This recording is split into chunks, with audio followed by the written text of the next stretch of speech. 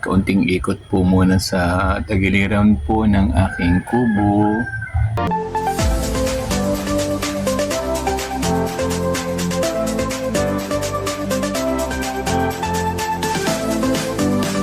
Hello po mga kaibigan, narito po ako sa harap po ng aking kubo na ginagamit ko rin po na propagation area. Sa video ko pong ito, ipapakita ko po kung ano po ang laman, ano po bang meron sa loob ng kubo ko. Ano po ba ang mga nilalagay ko doon o ano ba ang mga makikita na maganda-ganda naman sa aking propagation area. Sana po ay ganito man po ang aking mga pinakikita ay sana po naman ay maaliw-aliw din po kayo. Marami pong salamat at kayo po ay lagi pa rin pong nanonood sa aking pong mga simpleng video. Marami pong salamat. Yan po, bago ko po ipakita ay kaunting ikot po muna sa tagiliran po ng aking kubo, ng aking ginagamit po na propagation area. Ang ayaw naman pong pagpupropagate kung saan po ako kung saan ko po matripang maggawa. Pero mostly po ay dini po sa aking pong kubo. Yan po ay aking ding nagiging tambayan pag may nadating po mga cottager.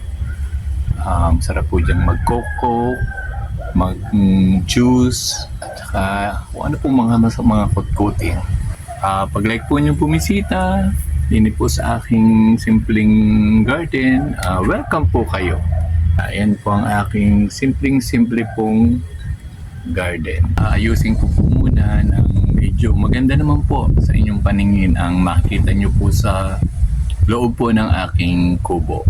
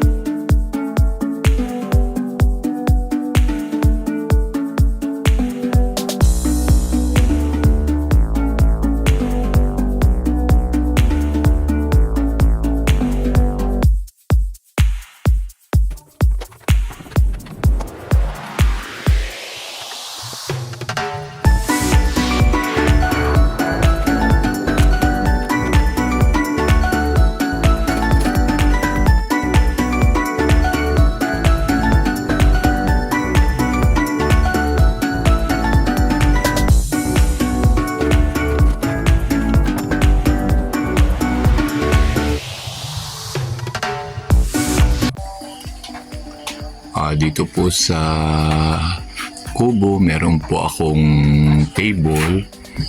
Dito po ako nagpo-propagate. Yan po, katatapos ko lang pong mag-propagate ng ilang pong halaman. Nakakatuwa po. Ito po yung cactus na maliliit. May ilan po akong halamang itinanim at nilagay po dahil po wala pong laman yung maliliit na paso, maliliit kong pots, cute na pots ay nilagyan ko po ng halaman. Ito naman po ang ginagamit ko pag babago po akong mag-propagate, pandilig po para hindi po naman masyadong ang halaman. May butas po ito.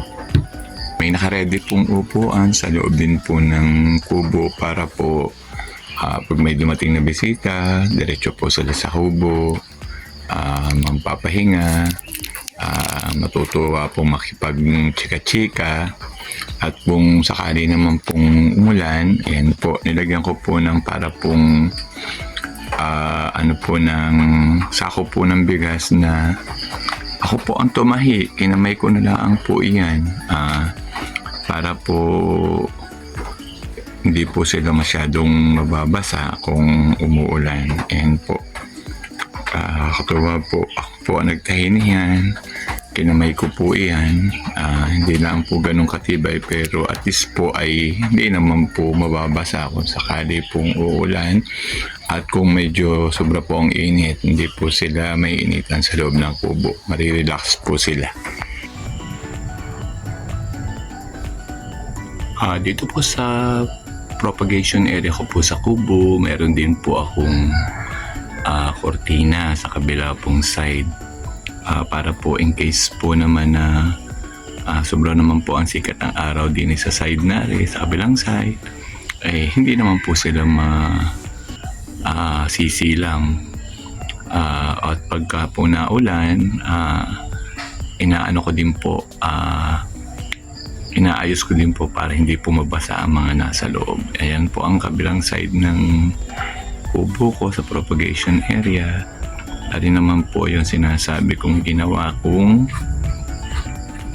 sako po ng bigas na ako po ang nagtahi. Ayan po, katuwa po.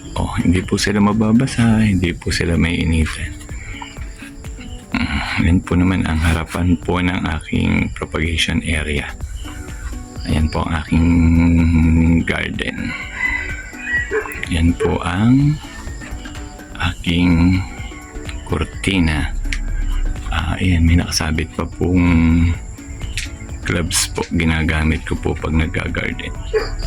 Ito naman po ang loob ng aking kubo. Propagation area ko rin po. So ito po ang nakalagay. Sa taas po may pinagawa po akong tatlong cabinet po. Nayari po sa tabla. Pinagawa ko po dun sa ama po ng aking cottager. Ayan po, medyo ayos pa naman po hanggang ngayon.